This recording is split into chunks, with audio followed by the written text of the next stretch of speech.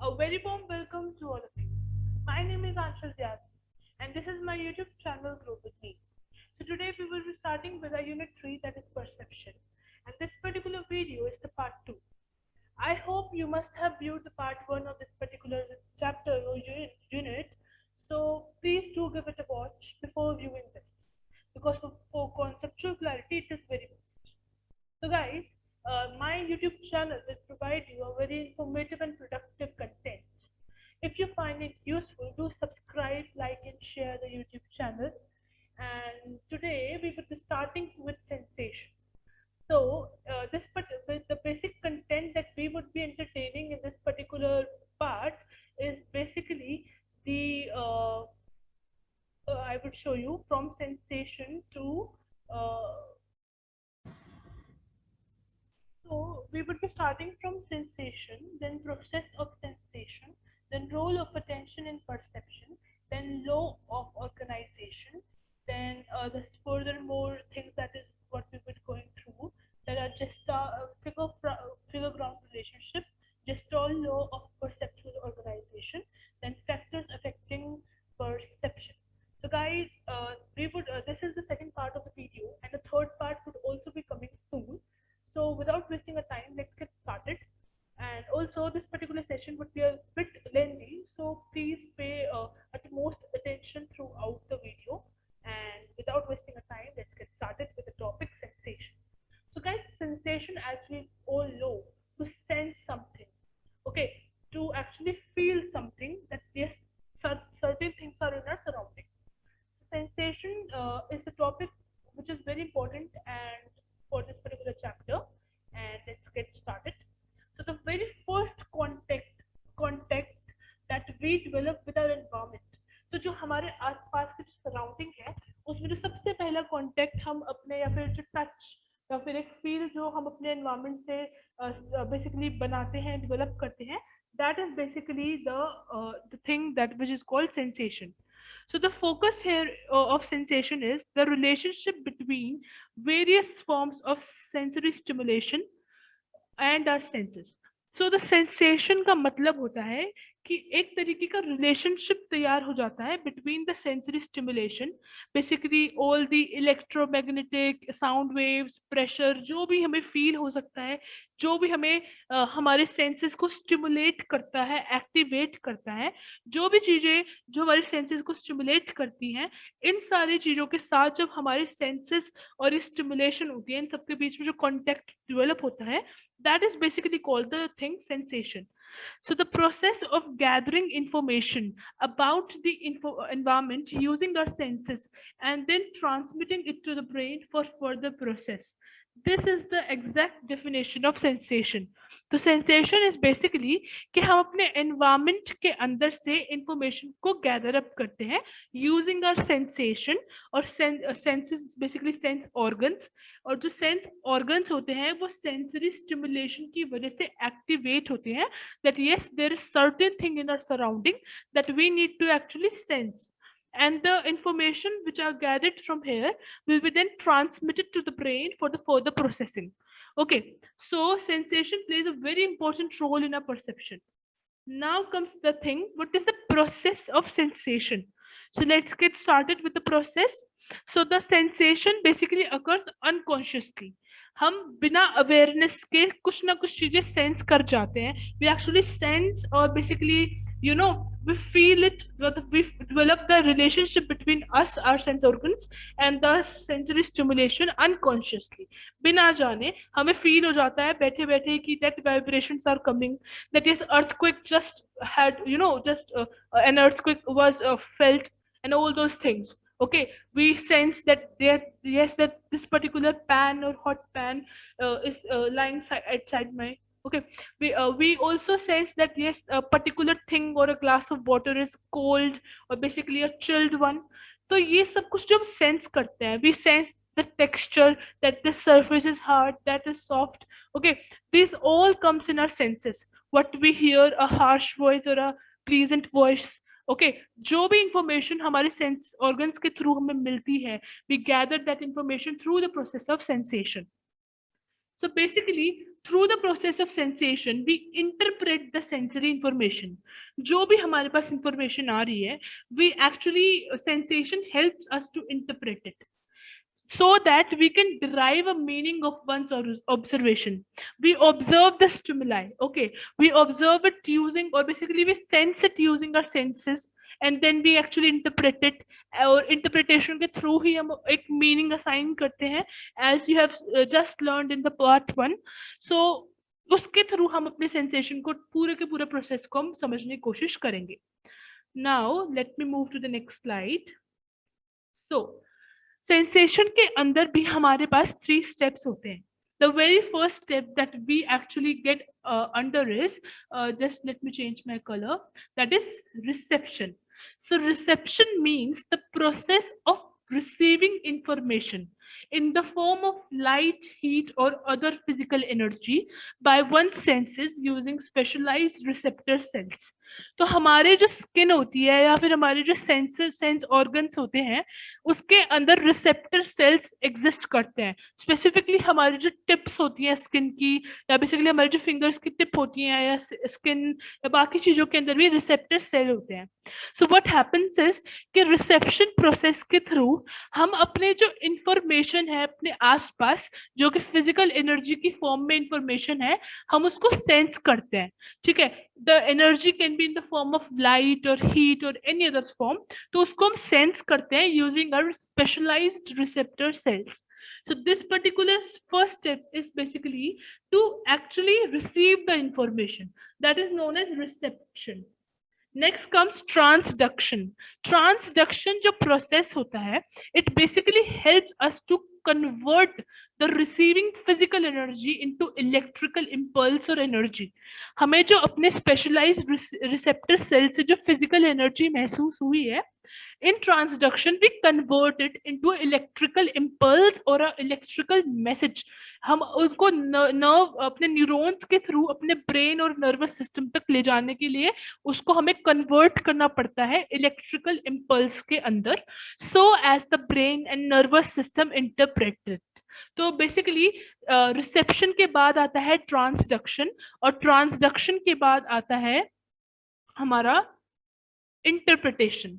सो जब हमारा जो इलेक्ट्रिकल इम्पल्स है या जो मैसेज है या फिर जो इंफॉर्मेशन हमें मिली है बाहर से अपने सेंसेस के थ्रू, हमने फिर उनको इलेक्ट्रिकल इम्पल्स में कन्वर्ट करा, अब वो चीज जो है हमारे ब्रेन और नर्वस सिस्टम के अंदर इंटरप्रिटेशन के लिए आ जाती है. तो with the help of nerve fibres, जो हमारे नर्वस सिस्टम के अंदर जो फाइबर्स होते हैं, जो सेल्स होते हैं, उनके थ्रू हम अपने जो कन्वर्टेड इम्पल्सेस हैं, जो कन्वर्टेड इंफॉर्मेशन है, मैसेजेस हैं, उनको basically we tend to make it travel to a nervous system for interpretation. Interpretation के अंदर हम स्पेसिफिकली एक मीनिंग असाइन करते हैं अपने इंफॉर्मेशन को. So guys, let's get to the next slide, that is. So next come our flow chart. So flow chart के अंदर जो हमने अभी तक पढ़ा है, we will actually brief in it into this flow chart. You can also draw this flow chart. And one thing that I needed to tell you that जो भी information आपको slides में मिल रही है इस पूरे वीडियो या लेक्चर के थ्रू, वो सारी जो इन्फॉर्मेशन है आप उसको एज इट इज अपने नोट्स में डाल सकते हैं, अपने टेस्ट पेपर्स के आंसर्स में भी डाल सकते हैं, because all the information is basically from the IGNOU handbook itself. I am just explaining it to you. Just get the information, have the conceptual clarity, and then you can, make out the notes from it very easily. Okay guys, let's come back to the topic, that is the flow chart. तो जो हमने अभी तक समझा है उसका हम flow chart अब समझने की कोशिश करेंगे. So the very first thing is the stimulus energy. Stimulus energy मतलब कि जो भी स्टिमुलाई या सेंसरी इंफॉर्मेशन हमें मिलती है उसको हम स्टिमुलस एनर्जी यहाँ पे कह रहे हैं. तो जो भी स्टिमुलस एनर्जी हमें मिल रही है, जो भी अपने फिजिकल एनर्जी की फॉर्म में हमें मिलती है, that is the light, sound, smell और electromagnetic waves or any other type of wave, the volume, the pitch we actually feel, all those things actually goes to the sensory receptors. जो भी specialized cell होते हैं, receptors होते हैं हमारे sense organs में, eyes में, ears में, nose में, वहां तक ये इंफॉर्मेशन ट्रेवल करती है। उसके बाद ये इंफॉर्मेशन जो है थ्रू ट्रेवल होने के बाद अब वो नर्व इम्पल्स में कन्वर्ट करी जाती है। हमने जो अभी स्टेप पढ़ा था ट्रांसडक्शन के थ्रू। अब नर्व इम्पल्स के बाद ये जो इंफॉर्मेशन है ये नर्वस सिस्टम और ब्रेन तक पहुंचती है, जहाँ पे it basically in the brain it is converted into visual, auditory और ऑल्फैक्टरी और एरियल सब कैटेगराइजेशन, और उसके बाद हम इंटरप्रिटेशन करते हैं इंफॉर्मेशन की। So this was the flow chart. I hope you would have actually got it right. The flow charts and some certain diagrams जो भी आपको कंटेंट में मिलता है that are actually made by myself, they are not present in the book. You can draw it for yourself for a short notes type of, or you can a very brief और quick reception के लिए एक अच्छे से एक revision के लिए आप उनको note down कर सकते हैं। Now comes the thing, the role of attention in perception। कि perception जो है जिसके अंदर हम अपने stimuli को perceive करते हैं, organize करते हैं, select करते हैं, interpret करते हैं, तो उसके अंदर attention जो बिल्कुल फर्स्ट स्टेप था, अगर आपने पार्ट 1 वीडियो देखी होगी तो the very first step that was attention, अगर आप वो देखते हैं तो अटेंशन का रोल परसेप्शन में क्या है ये चीज अब हम समझेंगे। Obviously attention plays a very important role, क्योंकि अगर हम इंफॉर्मेशन को जो हमारे एनवायरमेंट में इंफॉर्मेशन एग्जिस्ट करती है अगर हम उसको अटेंशन ही नहीं देंगे, उसके ऊपर हम अपना ध्यान ही नहीं देंगे, तो वो इंफॉर्मेशन हमारे ब्रेन तक परसेप्शन तक पहुंचेगी ही नहीं। तो अटेंशन तो basic and the fundamental most important thing या बेसिकली स्टेप है जो हमें लेना पड़ता है किसी भी चीज को समझने के लिए। So the very important thing is the role of attention. So let's get started. Let me change the color. And yes, so attentional processes are responsible for selecting relevant important stimuli among all the numerous stimuli present in one surrounding। तो जो attentional processes होते हैं जिसके through हम attention देते हैं, हम selective attention process के अंदर भी जाते हैं, जिसके अंदर क्या होता है हमारी सराउंडिंग में बहुत सारे तरीके की इंफॉर्मेशन या फिर हम स्टिमुलाई कह सकते हैं वो एग्जिस्ट करती हैं। उस सारे इंफॉर्मेशन में से या स्टिमुलाई में से, बेसिकली मैं यहाँ पे स्टिमुलाई वर्ड यूज करूंगी, साइकोलॉजिकल टर्म है, तो जो जितनी भी स्टिमुलाई हमारी सराउंडिंग में एग्जिस्ट करती हैं उसमें से जो the most relevant the most important stimuli जो होगा, जो मेरे टास्क के लिए या मेरी अंडरस्टैंडिंग के लिए जरूरी होगा, मैं उसको अटेंड करूंगी, उसके ऊपर अटेंशन पे करूंगी। और जो बाकी के होगा जो मेरे लिए नॉट दैट मच इम्पोर्टेंट वाले जो स्टिमुलाई है, I will ignore it, okay, I will keep it aside and I will pay a selective attention to the processes or basically to the stimuli that I need for my understanding or my perception of a particular task. So guys, let me move to the next slide, that is the important functions of attention। कि देखिए हमने देखा कि बिना attention के तो हम stimuli को बेसिकली सेपरेट आउट ही नहीं कर सकते अपने एनवायरमेंट से। Attention is very important. तो अब वैसे ही हम और भी इंपॉर्टेंट फंक्शंस पढ़ेंगे अटेंशन के। The very first is the selective attention. The most important function of attention is selectivity. कि सेलेक्टिव अटेंशन के थ्रू कि सेलेक्ट अटेंशन जो हम पे करते हैं अपने स्टिमुलाई के ऊपर वो हम सेलेक्टिविटी के थ्रू करते हैं। मीन्स सेलेक्टिव, कुछ स्पेसिफिक चीजों को ही हम अटेंड करने की कोशिश करते हैं। So the most important function of attention is selectivity. It acts as a filter and focus on its attention on stimulus, on ongoing interest, and along with ignoring irrelevant stimuli। तो selective attention के through हम selectivity process को use करते हैं। एक तरीके से वो फिल्टर का काम करता है, जो भी इम्पोर्टेंट अपना स्टिमुलाई होता है वो उसको आगे जाने देता है क्योंकि हमें उसकी जरूरत है फॉर अ पर्टिकुलर टास्क और अंडरस्टैंडिंग, और जो इररेलेवेंट स्टिमुलाई होते हैं वो उन्हें इग्नोर कर देता है। We just keep it aside of our sight or our understanding। So next comes the sustained attention। Sustained attention is basically the ability to attend to a stimulus for a longer period of time without being distracted।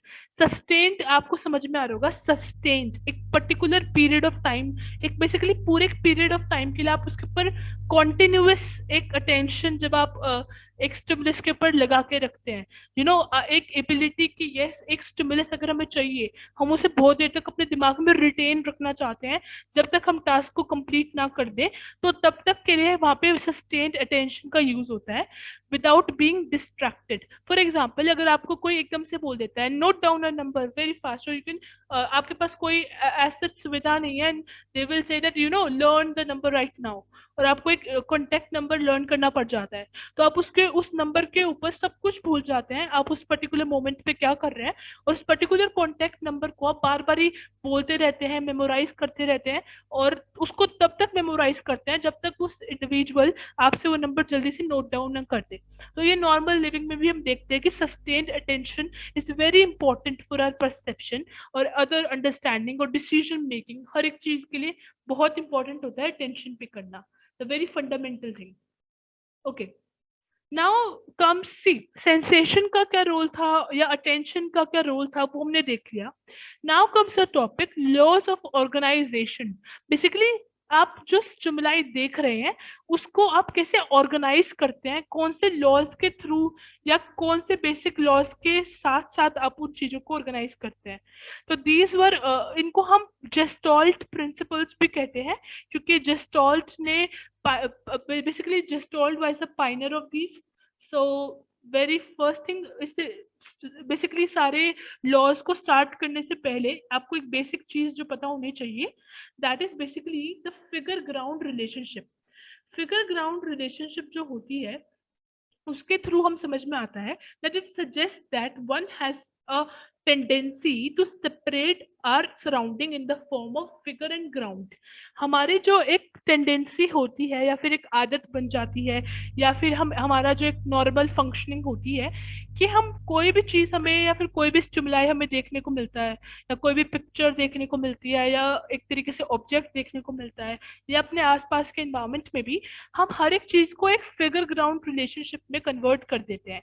हम separate कर देते हैं अपनी surrounding को एक figure में और एक ग्राउंड में। बेसिकली फिगर यहाँ पे है एक मेन कंटेंट और ग्राउंड हो जाएगा उसका बैकग्राउंड। फॉर एग्जाम्पल इस पर्टिकुलर स्लाइड के अंदर आपका जो ये वाली हेडिंग है और ये वाला कंटेंट है ये आपके लिए फिगर बन सकता है, और बाकी का बेसिकली ये जो नीचे का हिस्सा है येलोइश पार्ट है ये आपके लिए ग्राउंड है, और मोस्ट स्पेसिफिकली आपके लिए ये हिस्सा है जहाँ पे इंफॉर्मेशन लिख रही है। तो बिल्कुल ऐसे ही कुछ चीजें हम आपको दिखाएंगे। Just a second, let me change the thumbnail. Yes, I will show the figure in just in further. पहले मैं एक चीज को एक्सप्लेन कर दूं कि फिगर क्या होता है और ग्राउंड क्या होता है फिगर ग्राउंड रिलेशनशिप के हिसाब से। और ये जो फिगर ग्राउंड रिलेशनशिप है ये हमारे जेस्टॉल्ट लॉज को, जेस्टॉल्ट प्रिंसिपल्स को समझने में बहुत हेल्प करता है, और ये हम डे टू डे लाइफ में यूज भी करते हैं, तो it would not be much difficult to understand it to that level. Okay, so figure, what is figure? Figure is the part of stimuli which has our focus of visual field। Basically stimuli जो भी information आपके आसपास आपको मिलती है उसका वो हिस्सा जो हमारे लिए फोकस में है विजुअल हिसाब से। विजुअल्स आपको एक पिक्चर देखने को मिलती है, आप बेसिकली उसको व्यू कर रहे हो अपने आईज के थ्रू, और उसके अंदर जो हमारा फोकस वाला हिस्सा है जो स्टिमुलाई हमारी इंफॉर्मेशन का वो हिस्सा जो हमारे लिए फोकस है हम उसको फिगर वाले फॉर्म में डाल देते हैं। It is generally in starting of one's focus considered as main aspect.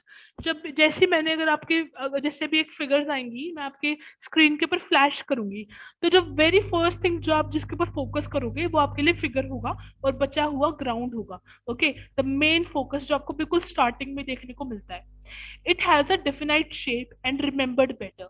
जो फिगर होता है, जो फिगर एक कॉन्सेप्ट है या चीज जो हम समझते हैं, जो हम सेपरेट करते हैं चीजों को, तो फिगर जो बेसिकली हमारा उसका सारा हमारा जो फोकस है ना, हमारा सारा का सारा उस फिगर पे होता है, क्योंकि वो हमारे लिए फोकस एरिया होता है या फिर मेन हिस्सा होता है पूरी की पूरी इंफॉर्मेशन के अंदर।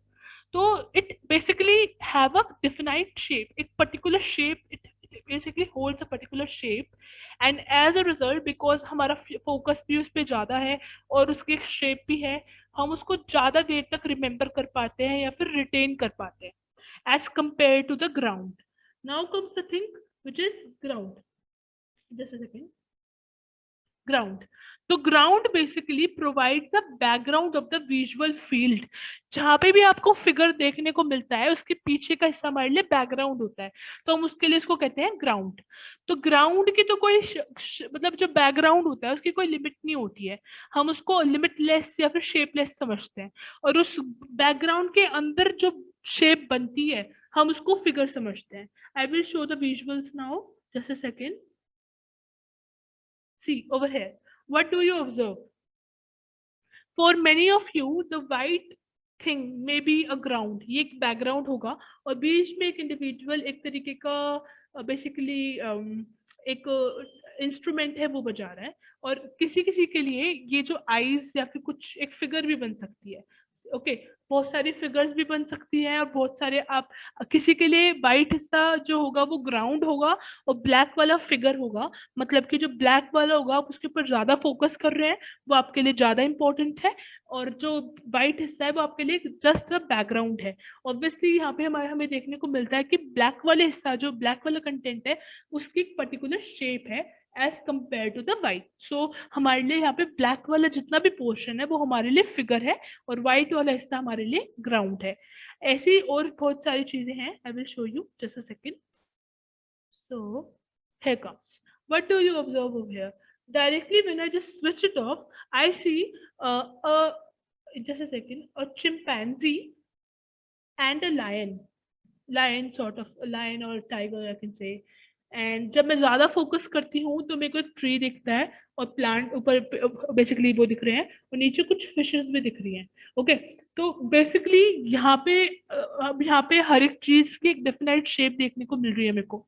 ठीक है, बहुत अगर मैं इसको और डेप्थ में देखूं मैं बहुत सारी और चीजें भी इकट्ठा कर सकती हूँ। तो यहाँ पे मेरे फोकस के हिसाब से मेरे लिए लायन और जो चिंपैंजी या फिर गोरिल्ला, अगर हम बोले बेसिकली गोरिल्ला और जो लायन की फिगर बन रही है वो मेरे लिए फिगर है, बाकी सब कुछ ग्राउंड है। अगर मैं और फोकस देती हूँ तो मोर जो बेसिकली जो ये दोनों चीजें मेरे लिए बहुत ज्यादा इंपॉर्टेंटली यहाँ पे दिख रही है मुझे, जो फ्लैश होती है कि जो ट्री है ना वो भी मेरे लिए एक इंपॉर्टेंट रोल प्ले कर रहा है। वो भी मैं अगर एक एस्पेक्ट से देखूँ तो ट्री भी एक तरीके का फिगर बन सकता है।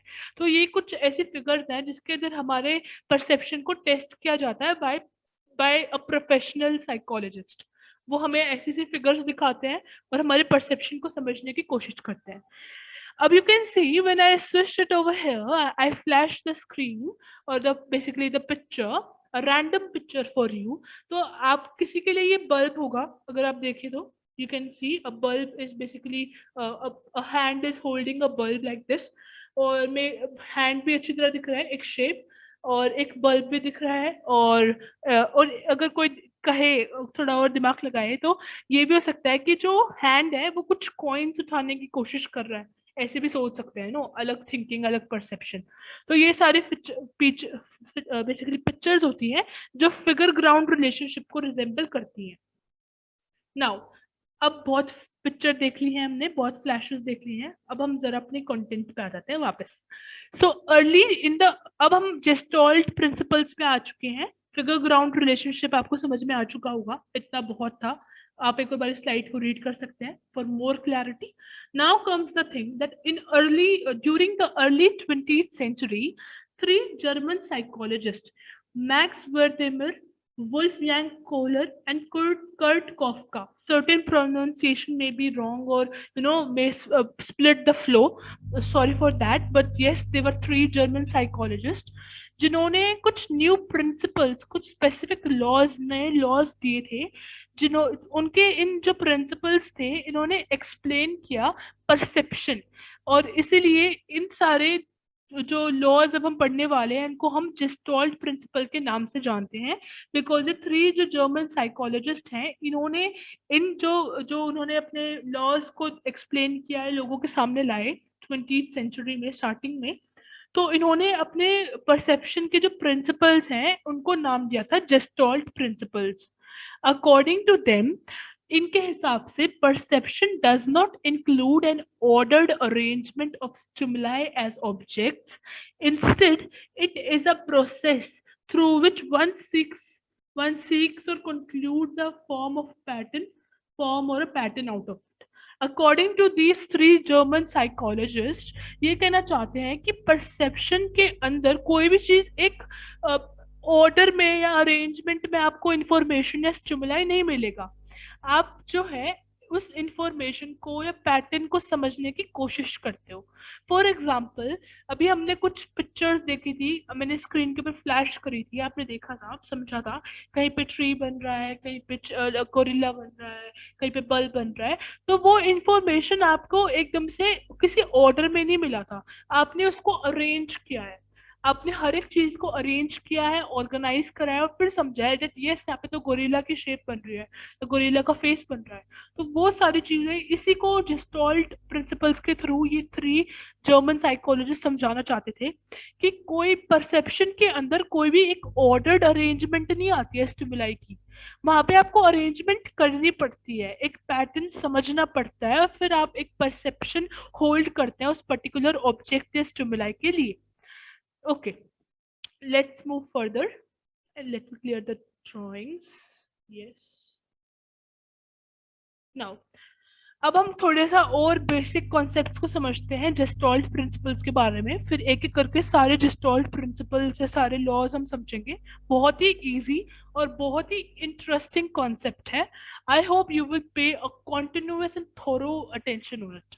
तो जेस्टॉल्ट का जो लिटरल मीनिंग है, जेस्टॉल्ट जो शब्द है उसका जो एग्जैक्ट डिक्शनरी में मीनिंग मिलेगा वो होगा फॉर्म और कॉन्फ़िगरेशन, बेसिकली एक पैटर्न या फिर एक शेप या फॉर्म बनना। Okay, so the basic concern of gestalt psychology, इन तीनों साइकोलॉजिस्ट का जो ये काम है, इसको हम जेस्टॉल्ट साइकोलॉजी के नाम से भी जान सकते हैं। और इनका जो कंप्लीट काम था उसके अंदर भी कहा जाता है कि जेस्टॉल्ट साइकोलॉजी कहती है कि whole is different from sum of its part. ये इनका बेसिक आइडियोलॉजी है या बेसिक कॉन्सेप्ट है जिसके बेसिस पे ये अपने सारी चीजें अलग अलग फील्ड में तैयार करके गए हैं। ये कहना चाहते हैं कि कोई भी चीज का छोटा छोटा पार्ट हम करते हैं और उसको हम सम अप कर देते हैं, तो जो असलियत में होल है, कोई भी चीज जो कंप्लीट है, it is actually different from sum of its part. Okay, you will understand it bit by bit.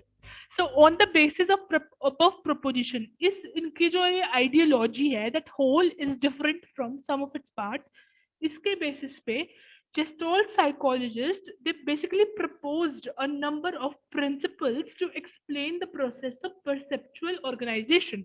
इस पर्टिकुलर आइडियोलॉजी या रूल के बेसिस पे उन्होंने जो है बहुत सारे लॉज, जो अब हम पढ़ने वाले हैं, जेस्टॉल्ट प्रिंसिपल्स भी कहते हैं, लॉज ऑफ ऑर्गेनाइजेशन भी कहते हैं, ये पढ़ने वाले हैं। ये सब कुछ इनके इस पर्टिकुलर आइडियोलॉजी के ऊपर निर्भर करता है, सब कुछ ये इसके हिसाब से प्लान आउट करके सारे लॉज निकाल के गए थे। So the perceptual organisation is basically how one perceives smaller units as a whole by inferring a specific pattern.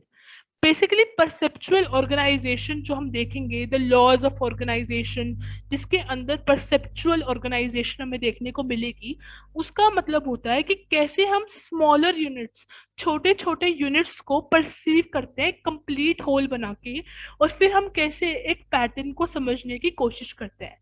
ये था एक कंप्लीट इंट्रो या बेसिक्स जेस्टॉल्ट प्रिंसिपल्स का।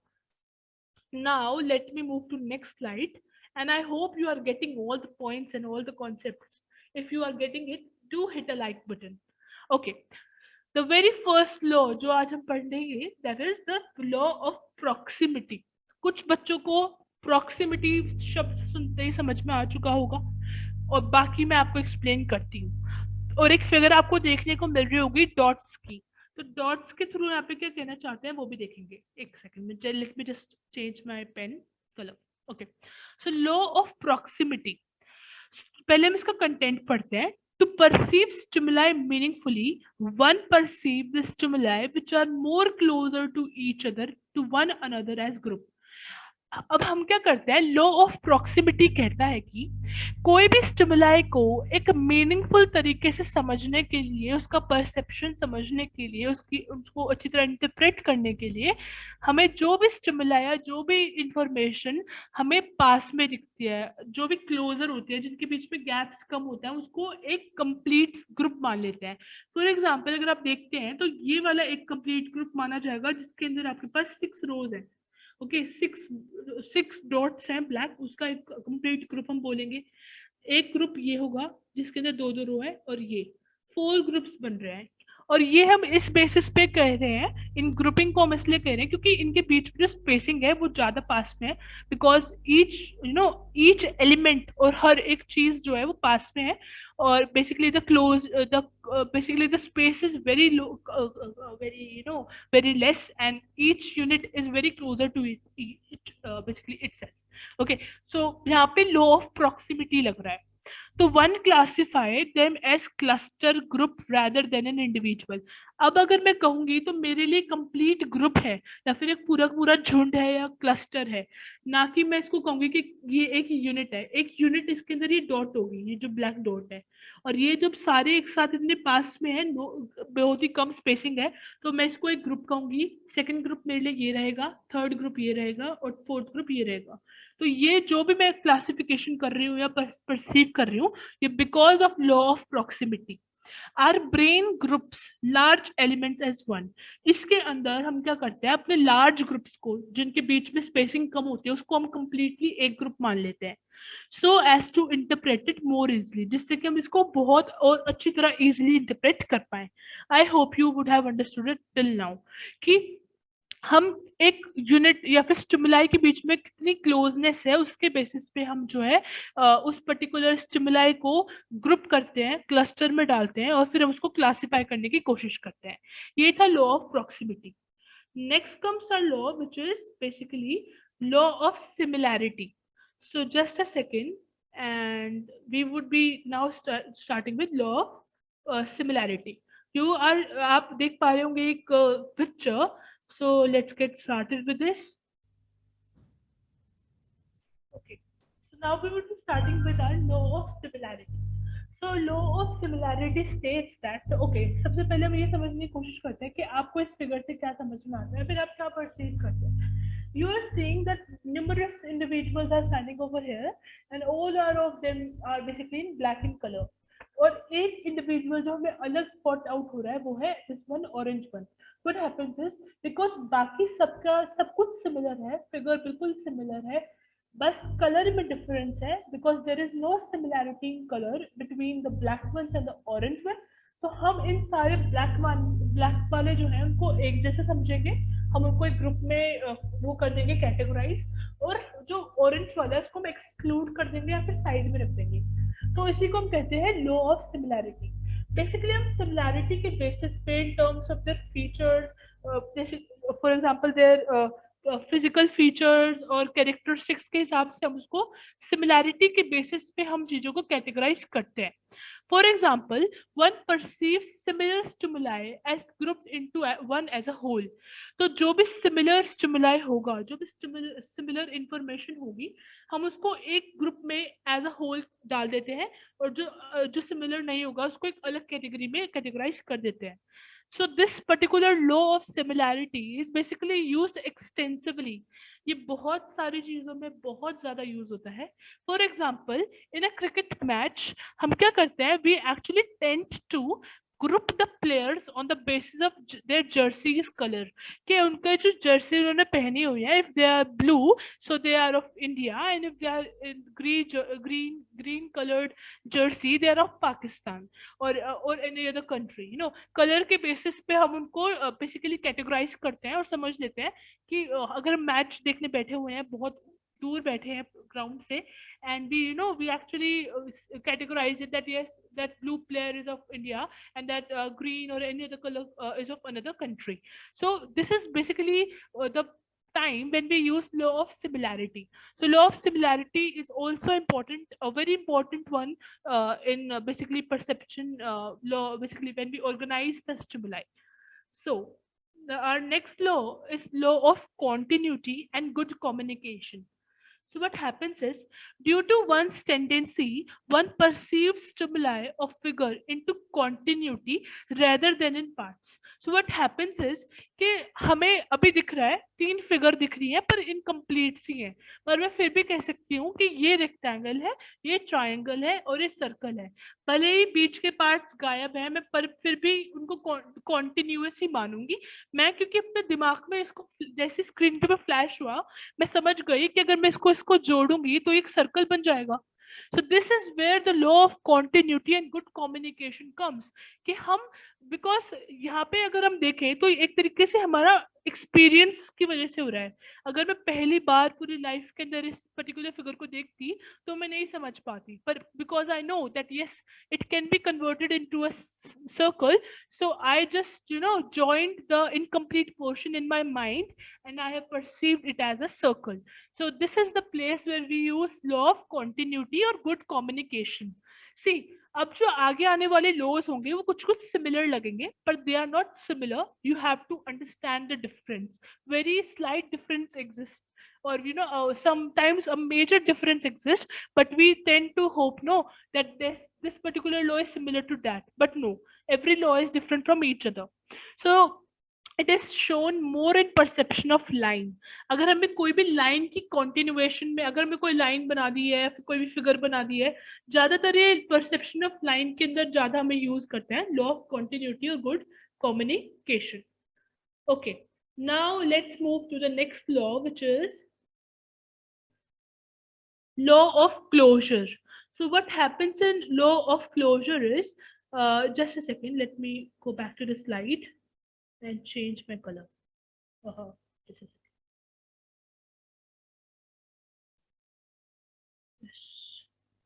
yes. Law of closure. So as per person's tendency, फिर से हमारी एक फितरत होती है या फिर एक टेंडेंसी होती है for one to perceive stimuli as closed shapes even when there are some missing parts. Again, अब यहाँ पे आप शेप के हिसाब से देखें तो यहाँ पे लो ऑफ क्लोजर लगता है, बहुत सारे जो पार्ट्स हैं, नीचे बैकग्राउंड वाइट है और फिगर भी वाइट दिख रही है हमें, लेकिन फिर भी हम इसको जो है एक जीब्रा ही मानेंगे, that yes this particular shape or figure which I am seeing it is of a zebra, but because यहाँ पे लॉ ऑफ क्लोजर अप्लाई हो रहा है और हमारा ब्रेन ऑर्गेनाइज करता है, इन सारी स्पेसिस को मैं भर देती हूँ अपने माइंड के अंदर और मैं समझ जाती हूँ that yes this is a zebra. तो यहाँ पे भी हमारा एक तरीके से एक लॉ ऑफ क्लोजर अप्लाई होता है, जिसके अंदर हम मिसिंग पार्ट को कंप्लीट करके और सब जो भी स्टिमुलाई को अंडरस्टैंड और इंटरप्रेट करने की कोशिश करते हैं। अब बात आती है लॉ ऑफ कॉमन रीजन और common fate. Okay, so what happens is one perceives the stimuli moving in a similar direction as belonging to same group.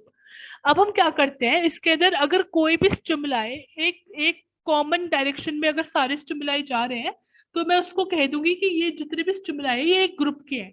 For example I will show you a figure and you will understand it more clearly. Over here see, यहाँ पे जो fishes है वो सारी एक ही direction में जा रही हैं और इसलिए मैं इन सबको एक ही ग्रुप का पार्ट मानूंगी। Okay, this is the direction in which all the fishes are going. Okay, over here also ये सारे फिशेज एक ही डायरेक्शन में जा रही हैं, तो मेरे लिए ये कंप्लीट ग्रुप है, और ये सारे जो बर्ड्स हैं ये भी एक ही डायरेक्शन में जा रही है, तो ये भी मेरे लिए ग्रुप है। तो because of a similar direction, because of the movement in a particular direction, I am grouping all the units as a complete whole. Okay, all the parts as a complete whole. तो यहाँ पे मेरा जो law apply होता है वो है अपना लॉ ऑफ कॉमन फिट और common region. So this is basically these laws, the Gestalt principles are used extensively in our day-to-day life. हम भी सेम ऐसा ही सोचते हैं। अगर हमें आसमान में चिड़ियों का एक पूरा क्रू दिखता है और वो एक साथ उड़ रहा है तो हमें ऐसे लगता है सारे एक ही डायरेक्शन में जा रहे हैं, तो सारे एक ही जगह से आएंगे और एक ही ग्रुप के पार्ट है। Okay, so now comes the law of good form और प्रेग्नांस. Over here it should have come again n is missing over here, so sorry for that, a typing error. So law of good form और pregnance, जो word pregnance है एक और इसकी कोई और भी pronunciation हो सकती है because it is a German word. So as per the law it states that, just a second, yes, let me explain you this one also.